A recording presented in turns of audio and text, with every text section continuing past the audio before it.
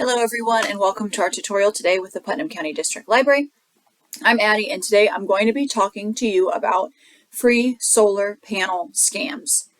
Have you ever gotten a cold call or an email or a text message or even in person, like somebody coming door to door, from someone offering free or extremely discounted solar panel installation on your home? If you have, you're one of millions of Americans who have been approached with a free solar panel scam. In this video, I'm going to give a quick rundown of how the scam works, what to listen for, and how to protect yourself. All the information today comes from the Better Business Bureau at bbb.gov, and I will have a page at the end of this video that links the BBB website. You can definitely check it out. There's a lot of good information on there as always. So how does this scam work? Someone contacts you, as I previously mentioned, through email, phone, social media, or even in person, door to door, and pretends to be a solar company salesperson. This salesperson or representative, sometimes the word is given, can offer you something very special and time sensitive. They can install solar panels on your home for an extremely low cost or even for free. But you have to act quickly in order to save, as in purchase now or miss out. According to the BBB Scam Tracker, the scam can then go a few ways. In the first version, the scammer is trying to convince you to divulge your personal information. We've heard about this before with some of the other scam videos that I've done for you guys. So they'll provide forms for you to fill out that will happen to ask your banking details, maybe your routing number, your credit card number, in order to see if you qualify for the low-cost solar panels. Scammers, solar representatives, may claim that you need to pay some upfront costs. This is the second option. So they may claim that you need to pay some upfront costs, which they promise will later be reimbursed by a non-existent government program. They then gather your credit card information, thereby being able to use it for future purchases, and then they disappear.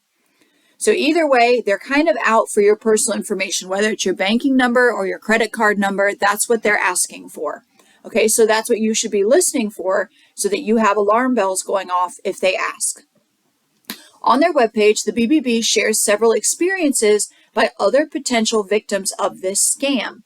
According to the BBB, one homeowner was approached by a door-to-door salesperson, representative, who promised a new roof plus solar equipment and a government rebate for 26% off, which would then cover the cost of the new roof.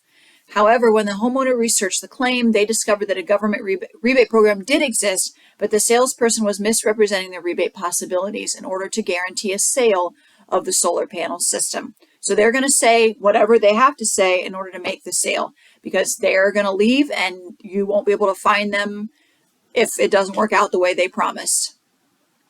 Another homeowner was approached by a solar engineer who claimed they could make it cost-free, and that even though they had met their quota for the neighborhood, they could fit this customer in too for the install. But then the solar engineer started asking for personal information and eventually became rude when the homeowner refused and questioned their motives. So those are a couple real-life stories of different homeowners being approached with this scam. So what are some of the takeaways from these reports? That the scammers can be using a variety of different storylines to entice victims. It's not all the same story with everyone. That some of their stories are quite believable, like the part about reaching a quota but being willing to take on the job anyway, right? It sounds like they're doing you a favor when really they're just going to scam you. There isn't any reason for a solar engineer or a company representative should be requesting personal information from potential customers, especially within the first interaction. Payment would only happen after a contract has been signed and terms for the install and details would be discussed and verified. Okay, so if they're asking for personal information right off the bat, you should be seeing a red flag. Okay, so how to avoid solar panel scams? Do your research. This goes with anything you buy online. You've heard me say this before. Research the company, do a Google search. Just type in the name of the company in the Google search browser. Or the company or the brand if they give you some kind of brand that they represent. There are legitimate incentive programs for solar panels, as well as reputable solar energy contracts. They definitely do exist. But before you accept an unsolicited offer, especially one that feels very random, do some research on solar companies in your area Investigate a company's reputation and business practices before you sign a contract. And that's where that Google search can come in, right? If an offer is unsolicited and seemingly pretty random, that they're just showing up at your house and offering you this, you should be wary, okay? Number 2, I've said this before many times, don't buy into a time-limited offer. Don't give in to the high-pressure sales tactic that so many scammers use to dupe people. Scammers are banking on an emotional reaction when they tell you you only have a short time, or this is a very limited offer. If you hear that, that should be another big red flag for you. Take your time and be aware that a legitimate company will not pressure you to act. If someone's getting aggressive in their sales tactics, remove yourself from the situation. If it's a phone call, just hang up. If they're at your house with a door-to-door, just say you have somewhere you have to be and shut the door, right? You do not have to respond to these people. Number 3, the Better Business Bureau recommends getting competing bids. Contact more than one solar installer if you want to go that route and get bids from each company, right? Schools do it, large businesses, companies do it. They get multiple bids. Even libraries do it. They get multiple bids if they're going to work on a project. So you can do the same. And last but not least, number 4, ask plenty of questions, including asking for an explanation if you don't understand an aspect of a contract or a proposal. If the answer is vague or the representative gets upset, consider it a red flag. Okay, I'm going to repeat that one because I think that one's kind of important. They're all important, but I think this one's important. Ask plenty of questions. Even if you feel like they're stupid questions, don't hesitate to ask them.